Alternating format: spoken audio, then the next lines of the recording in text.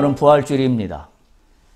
사망 권세를 깨치고 새 생명으로 부활하신 주님을 우리가 찬양하고 기뻐하는 그런 주일로 온 세계가 지금 한 주일로 지키고 있습니다.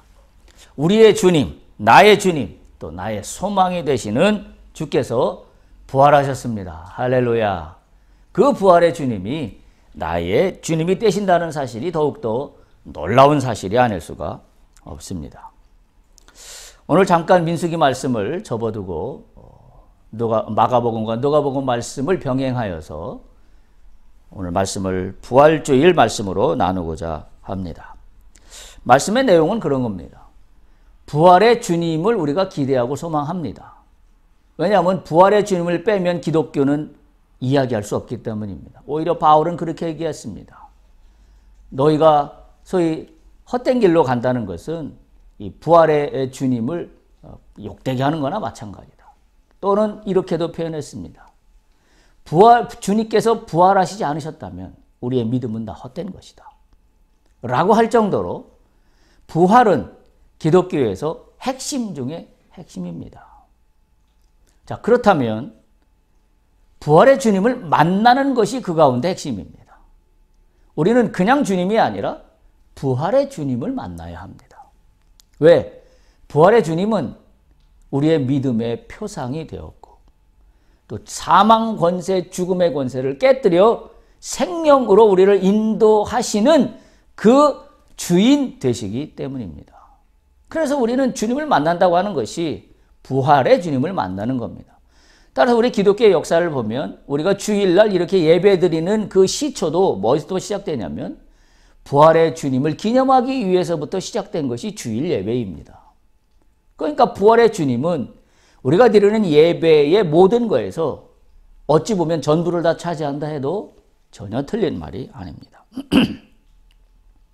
그런데 제가 오늘 이 부활주일날 우리가 함께 나누고자 하는 말씀은 뭐냐면 그렇다면 이 부활의 주님을 우리는 어디 가서 만날 수 있을까? 라는 겁니다. 모든 사람들이 주님을 만나기를 갈망합니다. 그런데 우리가 오늘 정확히 말씀을 통하여 다시 한번 기억해야 될 것은 부활의 주님을 어디 가면 만날 수 있을까? 그래서 오늘 제목을 부활의 주님을 어디서 배울까? 라고 정했습니다. 먼저 우리가 읽은 마가복음 기사를 보면 제일 먼저 무덤에 찾은 사람들의 이야기가 나옵니다.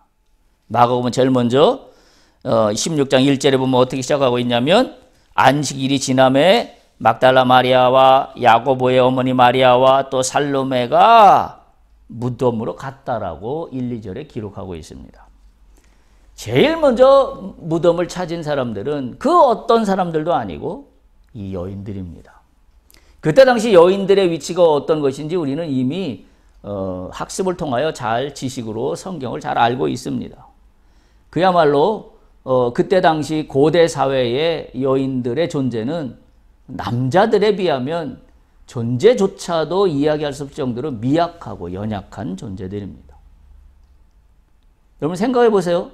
제자들 다 어디 갔나요? 그 난리쳤던 군중들은 다 어디 갔나요? 예수님이 오셔서 오병이어 기적을 일으키고 병자를 고치고 먹을 것을 주시고 또 별의별 기적을 다 베푸실 때 그 구름대처럼 몰렸던 그 수많은 사람들은 다 어디 갔나요? 아마 그때 당시에 모였던 수많은 사람들의 대부분은 아마 그때 당시에 좀 잘 나간다고 하는 남자들과 대부분 남자들을 포함하고 있었을 겁니다. 여자들은 그 안에 사이사이 껴 있었죠. 성경을 보면 여인들의 이야기가 여러 군데 등장합니다. 그런데 그들이 대다수가 아니라는 사실이죠. 오늘 무덤을 찾은 첫 번째 사람이 누구냐면 바로 그때 당시에 소위 말하는 비주류라고 우리가 오늘날로 이야기할 수 있는 여인들이었습니다. 이들이 근데 무덤을 간 목적이 뭐냐면 향품을 사가지고 갔다 그랬어요. 그러니까 향품을 미리 사두었던 것 같아요. 왜냐하면 시체에다가 향품을 바르는 그와 같은 일을 하기 위해서죠. 그래서 여인들은 이미 예수께서 십자가에 달려 죽으시고 나서 소위 한 사흘이 지날 정도의 무덤에 가서 시신에다 향품을 바를 생각들을 미리 가졌던 것 같아요. 이것만 봐도 남자들보다는 훨씬 나은 것 같아요. 남자들은 오히려 예수님이 죽고 나서 실망과 좌절로 뿔뿔이 다 흩어졌습니다. 지금 제자들의 존재도 좀 기억할 수가 없어요. 제자들의 실망은 아마 다른 사람보다 훨씬 컸을지도 몰라요. 내가 3년 동안 쫓아다닌 결과가 뭔가? 결국 구름처럼 날아가 버린 죽음이라 그러면 내가 3년 동안 그렇게 예수님을 쫓아서 다녔던 나의 인생은 뭔가? 아마 그런 생각이 들었을지도 몰라요. 그런 걸 보면 신앙의 중심이 뭔가를 우리는 짐작할 수 있어요. 오늘날도 마찬가지죠. 내가 예수를 믿는데 왜 나한테 이런 고난이 오는가? 예수를 믿는데 왜 나는 내가 생각한 대로 내 인생이 펼쳐지지 않는가라고 여긴다고 한다면 그 신앙의 중심에 누가 있는 거예요? 나밖에 없는 겁니다. 우리가 신앙의 중심은 하나님이다, 예수님이다 말을 하고 배우긴 배웠는데 실제 내 인생에서 내가 적용하는 걸 가만히 보면 내 인생의 중심에는 나밖에 없어요. 아마 이때 당시에 많은 사람들이 그와 같은 감정을 느꼈을 것 같다는 생각이 제가 듭니다. 예수가 죽었어요. 유대인의 왕이라고 믿었던 그 예수가 죽었습니다. 우리의 구원자라고 믿었던 그 예수가 죽었습니다. 남아있는 건 나밖에 없습니다. 그게 신앙의 현주소인지도 몰라요. 이 여인들은 향품을 미리 사가지고 새벽에 예수님의 무덤으로 나갔다라고 오늘 2절에 기록하고 있습니다. 다시 말하면 예수님의 시신에 별 문제가 없는지를 살펴보고 소위 말해서 시신은 썩기 때문에 썩는 것을 막는 게 아니라 냄새를 조금이라도 제거하기 위해서 향품을 바르는 그와 같은 계획을 가졌던 것 같습니다. 어찌 보면 이걸 좀 이렇게 한 옆에서 보면 율법적인 관습을 뛰어넘는 여인들의 행위입니다. 그 당시 율법적인 관습은 뭔가요? 시체와 접촉하는 것은 부정한 것이라고 금하고 있던 그와 같은 율법적인 시대입니다. 그걸 깨뜨리려고 예수님께서 오셨지요. 율법이 전부가 아니다. 근데 그때 당시 사회적인 풍습은, 문화적인 풍습은 율법적인 관습에 따르면 시체에 손을 대는 것은 아주 부정한 일입니다. 오늘 여인들이 향품을 가지고 시체를 찾아 향품을 바르라고 했다는 그 자체만을 놓고 본다면 율법을 뛰어넘는 행위입니다. 그런 면에서는 평가받을 만한 일이라고 저는 생각을 합니다. 신앙의 현주소가 율법 조문에 있느냐 아니면 마음에 있느냐, 이건 이미 우리가 알고 있는 내용입니다. 창세기에서도 할례가 외면적인 할례가 아니라 내 마음의 할례를 받으라고 하는 것이 이미 구약에서부터 신약까지 줄기차게 연결돼서 나오는 할례에 대한 말씀이기도 합니다. 왜? 율법은 내면보다는 외면의 행위의 어떤 모양과 형식을 더 중요하게 여기기 때문입니다. 근데 가만히 생각해보면 오늘날도 그와 같은 것을 적용하여서 율법적인 그와 같은 신앙생활을 하고 있는 사람들이 의외로 많다는 걸 우리는 깨달아야 합니다. 그렇다고 한다면 지금 오늘 이 무덤으로 찾아간 여인들의 행위는 율법적인 어떤 그 세계관을 뛰어넘는 그런 행위임에는 틀림이 없는 그와 같은 것 같습니다. 무덤에 간 제일 먼저 언급한 사람들로 여인을 하고 있다는 것은 상당한 충격적인 기사가 아닐 수 없습니다. 왜냐하면 그때 당시 유대인들은 여자의 증언을 별로 중요하게 신빙성 있게 여기지 않았기 때문입니다. 인정하지 않았습니다. 결국 이번 이 여인들의 행동을 통하여 우리는 믿음이 무엇인지를 다시 한번 바라볼 수 있어야만 합니다. 율법적으로만 바라보면 예수의 죽음을 더 이상 해석할 수가 없습니다. 특히 오늘날 우리에게 주는 인사이트는 그렇습니다. 예수의 죽음을 영적으로 해석할 수 있어야 합니다. 그것이 율법적인 조문을 뛰어넘는 믿음에 가깝다는 사실을 우리가 기억한다면 이와 같은 여인들의 행위를 통하여 우리는 믿음이 무엇인지 다시 한번 생각해 봐야 합니다. 저는 이 여인들이 이와 같은 면에서는 잘한 점도 있지만 문제점을 좀 얘기하고 싶습니다. 자, 우리가 두 번째로 읽은 누가복음 기사를 한번 좀 볼 수 있길 바랍니다. 누가복음 10장 38절에서 42절 보면 우리가 잘 아는 마르다와 마리아의 이야기입니다. 길을 갈 때 예수께서 한 마을에 들어서십니다. 그때 소위 말하는 마르다라 하는 그런 사람과 마리아라 하는 동생, 언니와 동생 사이에 있는 집으로 들어가게 됩니다. 여기에는 예수님만 간 게 아니라 많은 사람들과 함께 가게 됩니다. 그래서 어떤 일이 벌어지나요? 마리아는 이 온 사람들을 접대하기 위하여 분주히 움직입니다. 그런데 문제가 생깁니다. 마리아 동생은 꼼짝도 아니하고 주의 발치에 앉아만 있는 겁니다. 오늘날 우리는 이걸 어떻게 해석해야 할까요? 자, 우리 집에 손님이 왔습니다. 손님이 온 그 무리들을 대접하기 위해서 분주히 움직이는 마르다. 그런데 손님 대접하는 것은 안중에도 없고 주님 발치에만 앉아있는 마리아. 뭐 정확한 표현은 아닙니다만은 소위 말해서 누가 더 이기적이고 누가 더 헌신적인가 라는 논쟁으로 따진다면 오늘날 상식으로 따지면 당연히 마르다는 헌신적이고 마리아는 이기적인 한 여인일 뿐입니다. 근데 우리가 성경을 이해할 때 이걸 이기적이다, 헌신적이다라는 이분법적인 스펙트럼으로 이해하려고 그러면 오늘 이 성경에 주님이 주시는 말씀의 의미를 깨닫지 못합니다. 제가 아까 처음에 말씀드렸어요. 우리의 믿음의 중심에 내가 있느냐 아니면 주님이 있느냐 그걸 이야기하고 있는 겁니다. 마르다가 분주하게 손님을 접대하기 위해서 그 하는 모든 행위가 다 그릇되고 해서는 안 되는 일이라는 이야기를 하고자 하는 메시지가 오늘 성경 본문의 이야기가 아닙니다. 우리가 중심에 무엇을 우선 두어야 할 것인가라는 것을 이야기하고 있는 게 이 마르다와 마리아의 이야기입니다. 우리는 신앙에서 가장 중심에 있고 우선되어야 하는 것이 무엇인가를 반드시 알아야 합니다. 다시 말하면 신앙에서 가장 중심에 있어야 하는 것이 주님께 집중하는 겁니다. 자, 오늘 우리가 부활의 주님을 만나기를 소망해요. 부활의 주님을 만나기를 소망한다면 누구에게 제일 먼저 집중해야 됩니까? 당연히 주님에게 집중해야 됩니다. 근데 아마 오늘날 전국의 교회에서는 이와 같은 현상들이 부지런히 일어날 겁니다. 부활절 준비를 위하여 많은 재직자들은 봉사와 교회에서 일하는 대로 다 동원되어 있을 겁니다.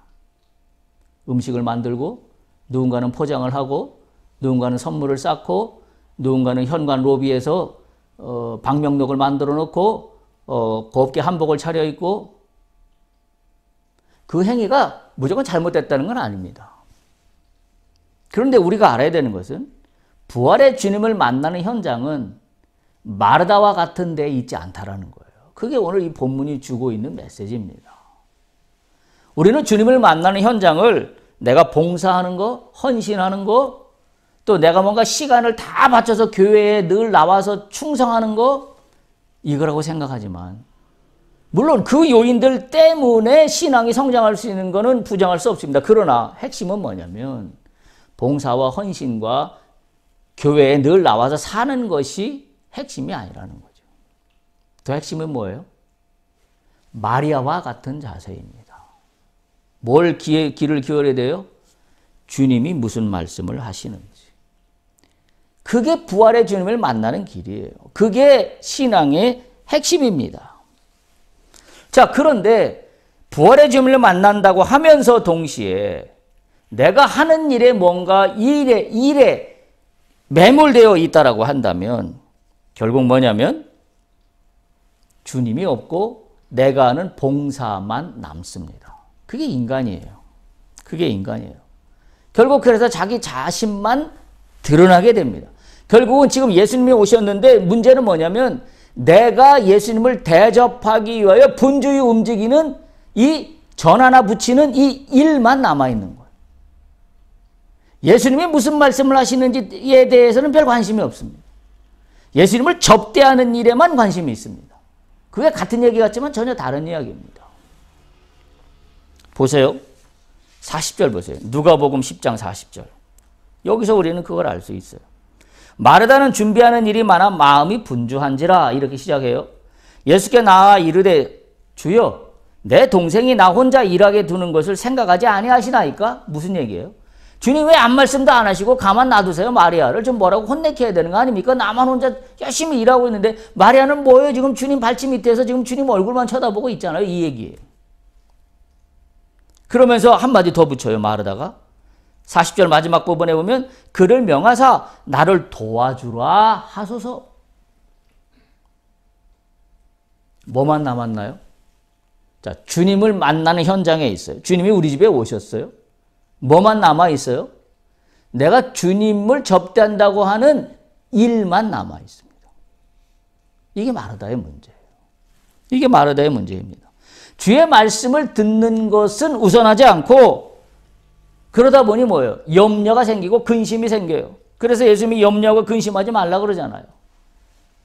지금 접대해야 되는데 지금 음식을 만들어야 되는데 지금 혼자만 지금 분주하게 뛰어다니고 있고 나 혼자만 지금 애쓰고 있는 것 같은 거죠. 결국 불평과 원망만 자리 잡습니다.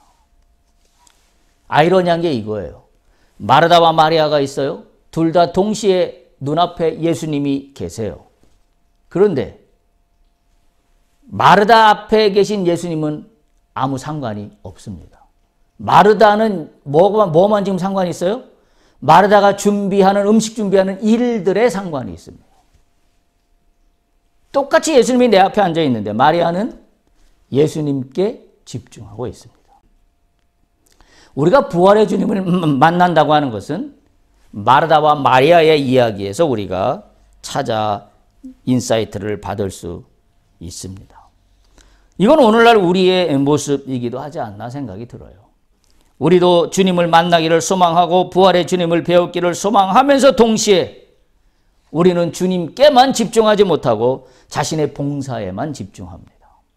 그래서 말씀드린 게 아마 오늘 전국의 교회에서 부활주일날 준비한다고 모든 재직자들이 아마 엄청 분주하고 바쁘게 마르다처럼 분주하게 바쁘게 여기며 막상 예배는 그냥 교회에 발을 디뎠다는 걸로 만족할 수밖에 없는 그와 같은 상황으로 가고 있다는 거죠. 그래서 제가 그런 말씀을 예전에도 드렸어요. 예배를 희생하면서까지 예배를 잔치를 준비하는 재직자들을 동원하는 일을 하지 않겠다라고 제가 말씀드린 바가 있습니다. 집중해야 될 것에 집중하지 못하는 이 안타까움이 주님을 만난다고 하면서 주님을 목전해주고도 만나지 못하게 하는 이 불편한 진실 앞에 오늘 우리 기독교인들은 회개하고 반성해야 합니다. 나는 부활의 주님을 만난다고 하면서 나는 어디 가서 헤매고 있는가? 어디 가서 헤매고 있는가? 오늘 본문이 딱 이 이야기예요. 무덤을 찾는 여인들의 순전한 마음은 아주 아름답습니다. 율법을 뛰어넘는 그와 같은 마음은 대단히 아름다운 마음에 틀림이 없습니다. 그러나 이거는 믿음이 아닙니다. 성경적이지 않습니다. 어찌 보면 연민의 마음입니다. 내가 그렇게 좋아했던 예수님, 그 예수님이 죽었어요. 그러니 사람 마음이 그 죽은 예수님에 대해서 향품이라도 한번 발라서 나의 이 사랑함을 표현할 수 있다면 내가 표현하는 이것이 신앙의 중심이 될 수 없다는 사실을 우리는 깨달아야 합니다. 순전한 마음으로 무덤으로 향한 것은 좋은 것이나 믿음이란 나의 좋은 마음, 선한 마음의 중심이 아니라 믿음의 중심은 뭐예요? 주님의 말씀이에요. 그래서 마리아와 마르다 얘기를 제가 꺼내는 겁니다. 오늘 이 무덤으로 찾아간 이 여인들의 문제는 대단히 아름다운 것처럼 보이지만 사실은 믿음의 행보는 아닙니다. 왜 믿음의 행보가 아닌가 하는 것이지요. 아무리 선해 보이는 행동을 한다 할지라도 주의 말씀에 귀 기울이지 않는 믿음은 그건 믿음이라고 이야기할 수 없습니다. 믿음이라고 이야기할 수 없어요. 왜 그런가요? 우리 잘 알잖아요. 이미 예수님은 세 차례에 걸쳐서 내가 고난을 받아 죽을 것이고 죽은 지 사흘 만에 부활할 것이라고 이미 예언하셨어요. 그런데 아무도 안 믿었습니다. 오늘 여인들의 행위를 통하여 제가 믿음이라고는 얘기할 수 없고 연민수준이라고 얘기할 수밖에 없는 이유는 믿음이었다 그러면 주의 말씀을 믿었어야죠. 나는 이미 죽은 지 사흘 만에 부활할 것이라고 이미 말씀하셨어요. 그것도 3번씩이나. 그 말씀은 다 어디 갔습니까? 그리고 남아있는 나의 애정 표현만 남아있나요? 그게 예수님을 사랑하는 건가요? 인간적인 면에서는 사랑한다라고 표현할 수 있어요. 그러나 성경에서 얘기하는 사랑은 그런 어떤 인간적인 에로스적인 사랑이 아니에요. 믿음의 핵심은 주의 말씀을 우선 듣고 믿는 겁니다. 그래서 우리가 세상적인 관점으로 보면 마르다가 대단히 헌신적이고 아름다운 어떤 삶의 태도를 보이는 것처럼 보이지만 믿음의 세계에서의 영적인 관점에서 보면 마르다는 엉뚱한 데에서 주님을 헤매고 있습니다. 주님이 눈앞에 있는데 주님을 보지 못하고 있어요. 주님이 눈앞에 있는데 자신이 하고 있는 일만 보여주고 있습니다. 오늘 성경은 이렇게 기록하고 있습니다. 마가복음 16장 6절 한번 보세요. 이 여인들이 예수님의 시신이 있을 거라고 해서 향품을 준비했잖아요. 향품을 왜 준비합니까? 살아나실 거랬는데. 여기서부터 빗나간 거예요. 마가복음 16장 6절에 보면 청년으로 분장한 병한 천사가 이렇게 이야기해요. 그가 살아나셨고 여기 계시지 아니하니라. 여러분 이 울림의 말씀이 있어야 합니다. 그가 살아나셨고 여기 계시지 아니하니라. 여러분 혹시 내가 막 애쓰고 분주하게 있는 그곳에 주님이 계실 거라고 헛다리를 짚고 있는 건 아닙니까? 주님의 말씀을 정확히 믿고 그대로 따르고 있다고 한다면 오늘 주님이 나와 어디에서 어떻게 동행하실지를 알 수 있어야 합니다. 자기 연민이에요. 자기 생각입니다. 한마디로 뭐예요? 여기 있지 않다는 이 무덤은 한마디로 뭐예요? 우리가 잘 아는 것처럼 빈 무덤입니다. 비어있는 무덤입니다. 안 계신 곳에 가봐야 주님은 안 계십니다.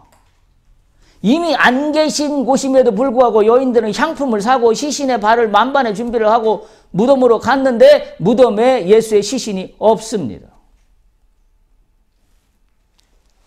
우리가 부활의 주님을 만난다는 것은 가지 않아야 할 곳, 엉뚱한 곳에서 헤매지 않아야 합니다. 가지 않아야 할 곳이 어디예요? 말씀이 없는 곳이 가지 않아야 할 곳이에요. 말씀대로 펼쳐지는 세계가 이루어지지 않는 현장은 가지 않아야 할 곳입니다. 거기에는 주님이 안 계십니다. 주님의 말씀대로 주님은 이루어십니다. 따라서 주님의 말씀이 있는 그 현장에 우리는 가야 부활의 주님을 만날 수 있습니다. 근데 말씀이 있는 그곳에는 우리는 믿지 않아서 가지 않으면서 엉뚱한 곳에 가서 주님 찾습니다. 주님 나와 함께 한다고 하지 않았습니까? 다시 말하면 이런 거죠.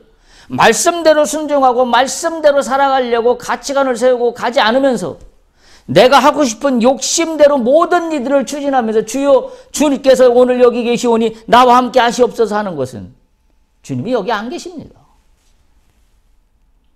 우리는 오늘 이 빈 무덤과 마르다 마리아의 비유 이야기를 통하여 우리는 정확히 이해할 수 있어야 합니다. 우리가 가지 않아야 될 곳은 말씀이 실현되는 곳이 아닌 곳입니다. 다시 말하면 말씀에서 가르쳐준 진리에 반하는 곳에 내가 거기 가서 무엇인가를 이루려고 한다고 한다면 그곳에서 주님을 만날 수는 없습니다. 일이 이루어질 수 있을지는 몰라요. 왜냐하면 사탄도 역사를 하니까요. 그러나 말씀의 그 진리가 없는 곳이 이루어지는 현장에 가서 내가 뭔가 일을 이루려고 한다고 한다면 일을 이룰 수는 있을지 모르지만 그곳에 주님은 안 계십니다. 가지 않아야 할 곳, 엉뚱한 곳에서 헤매지 않아야 합니다. 이미 말씀드린 대로 예수님은 죽을 것이나 3일 후에 부활 것이라고 마태복음, 마가복음, 누가복음 여러 군데에서 증언하고 있습니다. 마태복음 16장 21절에 보면 많은 고난을 받고 죽임을 당하고 제3일에 살아나야 할 것을 제자들에게 비로소 가르치셨다라고 이야기하고 있고, 마가복음 10장 34절에 보면 그들은 능욕하며 침뱉으며 채찍질하고 죽일 것이나 그는 3일 만에 살아나리라. 이미 성경의 여러 군데에 예언된 말씀이 기록되어 있습니다. 우리가 빈 무덤에 찾아가는 이유가 뭘까요? 그것은 단 하나예요. 주님을 믿지 못해서, 더 큰 충성심이 없어서, 아니면 기억력이 없어서 그런 게 아닙니다. 우리는 말씀을 말씀으로 받지 않기 때문에 말씀을 100% 신뢰하고 그 말씀이 내가 상식적이고 논리적으로는 비현실적인 것 같지만 이것이 이루어진다라고 믿지 못하는 그 불신앙 때문에 우리는 늘 빈 무덤에 가서 예수님 여기 계실 거라고 허탕질 치고 있는 거나 똑같다라는 이야기입니다. 우리가 주님을 만나지 못하는 오늘 말씀에서 분명합니다. 우리가 신령하지 않아서도 아닙니다. 또 우리가 성경의 지식이 없어서도 아닙니다. 또 우리가 교회에서 큰 일을 하고 있지 않기 때문에 주님을 만나지 못하는 것도 아닙니다. 분명한 이유는 말씀을 말씀으로 믿지 못하기 때문입니다. 그래서 우리는 주님을 만나지 못한다라는 사실을 분명히 기억해야 합니다. 말씀을 말씀으로 받지 못하는 이유는 계시록에 분명하게 기록되어 있습니다. 계시록 22장 18절 19절을 한번 찾아보시기 바랍니다. 요한계시록 22장 18절 19절 우리가 너무나 잘 아는 말씀에 대한 경고의 말씀입니다. 계시록 22장 18절 보면 이렇게 기록되어 있어요. 내가 이 두루마리의 예언의 말씀을 듣는 모든 사람에게 증언하노니 만일 누구든지 이것들 외에 더하면 하나님이 이 두루마리에 기록된 재앙들을 그에게 더하실 것이요. 19절 만일 누구든지 이 두루마리의 예언의 말씀에서 빼면 제하여 버리면 하나님이 두루마리에 기록된 생명나무와 및 거룩한 성에 참여함을 제하여 버리시리라. 무슨 이야기입니까? 우리가 잘 아는 것처럼 주님의 말씀이 주어져 있어요. 주님의 말씀이 주어져 있는데 거기에 더하거나 또는 빼거나, 더하거나 빼는 원인은 뭐예요? 말씀을 말씀으로만 100% 바라보고 이해하고 믿어야 하는데 현실을 생각하면서 어떤 건 더하고 어떤 건 빼서 적당히 내가 만든 내가 복음을 만들어 놓습니다. 내가 복음을 만들어 놓고 이것이 예수님 말씀이라고 하니 그것이 예수님 말씀이 아닌 것이지요. 그죠? 우리가 그런 면에서 말씀을 말씀대로 받는 것이 얼마나 귀하고 소중한 일인가 하는 것을 다시 한번 깨달아야 합니다. 여인들처럼 예수님께서 하신 약속의 말씀은 모두 사라져버리고 자신들의 상식과 지식 그리고 자신들이 생각하는 정성과 또는 연민의 정으로 빈 무덤에서 서성이는 신앙이 되면 안 됩니다. 빈 무덤은 따라서 어떤 건가요? 물리적으로 보면 비어있는 공간입니다. 공간적으로 봐도 비어있는 무덤인 것이 공간적, 물리적 이야기라면 영적인 의미에서의 빈 무덤은 뭐예요? 주의 말씀을 믿지 못하는 것이 빈 무덤입니다. 그리고 또 한 가지는 주의 말씀에 무언가 자기 생각을 더하거나 빼는 것이 빈 무덤입니다. 영적으로 빈 무덤의 의미가 무엇인가 하는 것을 분명히 깨달을 수 있어야 합니다. 자, 그렇다면 부활의 주님을 만나기 위해서는 가지 않아야 될 말씀에서 이미 없었던 빈 무덤에 가서 서성이지 않아야 된다면 이제는 말씀이 있는 주님이 있는 곳으로 가야 부활의 주님을 만납니다. 어디로 가야 될까요? 오늘 성경은 어디라고 이야기하고 있나요? 마가복음 16장 7절을 한번 보십시오. 마가복음 16장 7절을 보면 오늘 성경은 부활의 주님을 만나기 위해서는 어디로 가야 만날 수 있다라고 이야기하고 있습니다. 어디입니까? 갈릴리로 가라. 예수께서 너희보다 먼저 갈릴리로 가시나니 전에 너희에게 말씀하신 대로 너희가 거기서 배우리라. 우리가 부활의 주님을 만나기 위해서는 갈릴리로 가야 합니다. 빈무덤이 아닙니다. 이미 예수님은 말씀하신 대로 갈릴리로 가셨습니다. 갈릴리는 예수님이 제자들과 함께 대부분 3년 동안 공생애를 대부분 보내신 곳이 갈릴리입니다. 거기서 대부분 사역과 훈련이 이루어졌습니다. 제자들은 완전히 실패하고 절망 가운데 실망 속에 보내고 있던 장소가 또한 갈릴리이기도 합니다. 뭘까요? 갈릴리의 의미는.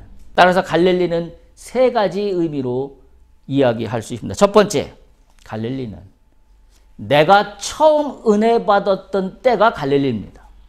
우리 모두에게는 주님을 처음 만나며 감격과 눈물, 콧물 흘리며 주여 주여 감사하나이다 기쁨으로 날뛰었던 그 시간들이 누구에게나 있습니다. 그러나 세월이 지나면서 신앙의 열리는 이름 앞에 우리는 무뎌질 때로 무뎌져 있습니다. 갈릴리는 어떤 곳인가요? 내가 처음 주를 만났던 그곳입니다. 내가 처음 주를 만났던 그 마음의 영적 상태로 회복되어야 합니다. 그게 갈릴리입니다. 여러분 첫 은혜를 회복하시기를 축복합니다. 첫 은혜를 회복하십시오. 예수님은 제자들을 처음 부르셨던 갈릴리로 가셨어요. 우리가 부활의 주님을 만나기를 소망한다면 내가 처음 은혜 받았던 그 열정으로 돌아가야 합니다. 그 믿음으로 돌아가야 됩니다. 그때는 어떻나요? 순전히 주님의 말씀을 100% 믿었던 때예요. 근데 시간이 지나면서 신앙은 이런 것이고 믿음은 이런 것이고 성경은 이런 것이고 나 나름대로 해석하는 일들이 더하고 빼기가 붙여지기 시작했습니다. 그거 다 없애버리시기를 바랍니다. 내가 처음 주님을 만났던 은혜 받았던 그 시절 그때 그 순전했던 믿음으로 돌아갈 수 있기를 축복합니다. 비록 그때는 순수하고 서툴렀지만 주님께로부터 받은 믿음의 감격은 우리가 지금도 누구나 잊지 못하는 바로 그 순간입니다. 부활의 주님은 다른 데 계신 것이 아니라 내가 처음 은혜 받은 갈릴리 그곳에 계십니다. 둘째, 갈릴리는 어떤 곳인가 하면 내 삶의 현장입니다. 어부였던 제자들에게 갈릴리는 어떤 곳이에요? 그들이 살았던 삶의 터전입니다. 그들이 살았던 삶의 터전에서 예수님은 이들을 고기를 낚는 어부를 부르셔서 사람을 낚는 어부로 전환시켜 주셨습니다. 무슨 이야기예요? 내 삶의 터전이 곧 똑같은 삶의 터전이지만 그곳이 예수님이 부르시는 그 현장이 되면 그곳이 예수님의 제자가 되는 현장입니다. 부르셔서 모두가 다 목사가 되어야 되고 전도사가 되어야 되고 선교사가 되어서 해외로 파송 나가야 되는 일을 주님은 원치 않으십니다. 오히려 주님이 원하시는 것은 우리가 속해 있는 삶의 현장, 거기에서 주님은 만나고 기다리고 계시다라는 사실을 우리가 기억해야 합니다. 주님을 처음 만난 제자들에게 이 갈릴리는 자신의 삶의 현장에서 새로운 사명을 발견하고 부여받은 바로 그곳이 갈릴리입니다. 부활의 주님을 만나는 곳은 내가 일하는 삶의 현장입니다. 내가 땅을 밟고 서 있는 내 삶의 터전이고 내가 날마다 안식을 취하는 내 집, 내 가정, 이곳이 주님을 만나고 증거하는 장소입니다. 그러면 이 장소가 어떻게 바뀌어야 되냐? 이게 갈릴리가 되려면, 부활의 주님을 만나려면 사명의 장소로 바뀌는 겁니다. 똑같은 나의 삶의 일터지만 이곳이 나에게 주께서 부여하신 사명의 장소가 되는 겁니다. 그곳이 갈릴리입니다. 그곳에서 부활의 주님을 만날 수 있습니다. 만일 부활의 주님을 소망하면서도 자신의 일터와 삶의 현장에서 또는 가정과 내가 일상으로 숨쉬는 공간들에서 주님의 사명을 발견하지 못한다고 한다면 주님은 아마 영영 만날 수 없을지도 모릅니다. 늘 교회 봉사, 선교 현장, 어떤 봉사하는 곳에만 매달려 있다면 결코 그것이 부활의 주님을 만나는 현장이 아니라 내 삶의 현장이 주님의 부르심에 응답하는 순간 그곳이 곧 사명지가 된다는 사실을 우리가 분명히 깨달아야 합니다. 내가 살아가는 삶의 현장에서 새로운 사명을 발견할 수 있기를 축복합니다. 그곳이 갈릴리가 되기 때문입니다. 세 번째, 갈릴리는 어떤 곳이냐면 실패의 현장입니다. 제자들은 지금 예수님의 순환을 겪고 난 지금 신앙과 마음은 상처받고 변질되었을 겁니다. 두려움과 원통함, 허무함과 수치심, 아마 온갖 어려운 것들이 마음을 지배하고 있었을 겁니다. 이들은 결코 갈릴리로 금이 환영할 수 없는 실패자들과 같았습니다. 그러나 그 실패 현장, 좌절의 현장, 감히 돌아갈 수 없는 그곳에 주님은 이미 가서 회복을 준비하고 있다는 사실이에요. 내가 실패한 그 현장이 갈릴리로 바뀐다는 사실을 우리가 분명히 기억해야 합니다. 마가복음 14장 28절에 보면 이미 주님께서 이렇게 말씀하셨어요. 내가 살아난 후에 너희보다 먼저 갈릴리로 가리라. 우리는 이 말씀을 기억해야 합니다. 제자들은 이 말씀을 기억하고 갈릴리로 가서 부활의 주님을 기다렸었어야만 합니다. 그러나 아무도 갈릴리로 가서 먼저 주님을 기다린 자가 없습니다. 주님이 먼저 갈릴리로 가셔서 제자들이 오기를 기다리고 계십니다. 우리의 실패 현장이 두렵습니까? 두려워하지 마십시오. 왜? 실패 현장에 주님이 먼저 가서 나를 기다리고 계신다라는 사실이에요. 그 실패 현장을 뚫고 나가야 합니다. 실패 현장을 피해가면 주님이 원하는 길로 갈 수 없습니다. 주님은 오히려 거꾸로 실패 현장으로 찾아가서 실패 현장으로 네가 와서 네가 나를 딛고 일어서라라고 말씀하고 계십니다. 그게 갈릴리입니다. 그게 갈릴리예요. 마가복음 16장 7절에 보면 너희가 거기서 배우리라. 할렐루야입니다. 너희가 거기서 배우리라. 주님의 이 말씀을 반드시 기억할 수 있기를 바랍니다. 정리합니다. 엉뚱한 곳 빈 무덤에서 주님을 만난다고 허상의 신앙을 쫓아가는 것을 버려야 합니다. 어디로 가야 돼요?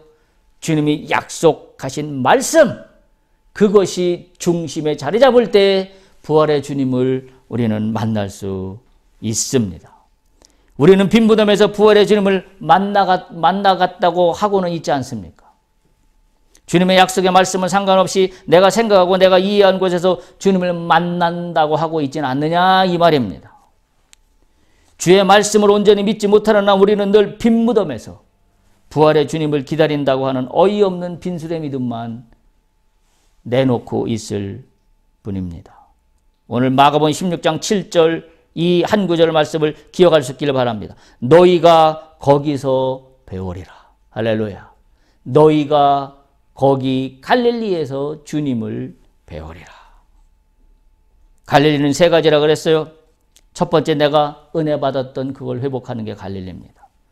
두 번째, 내 삶의 현장, 그곳에서 내가 주님을 만난 그곳이 갈릴리입니다. 세 번째, 내가 실패한 현장, 그곳이 갈릴리입니다. 부활절 아침에 부활의 주님을 갈릴리, 나의 갈릴리에서 모두가 다 만날 수 있기를 간절히 소망합니다. 할렐루야.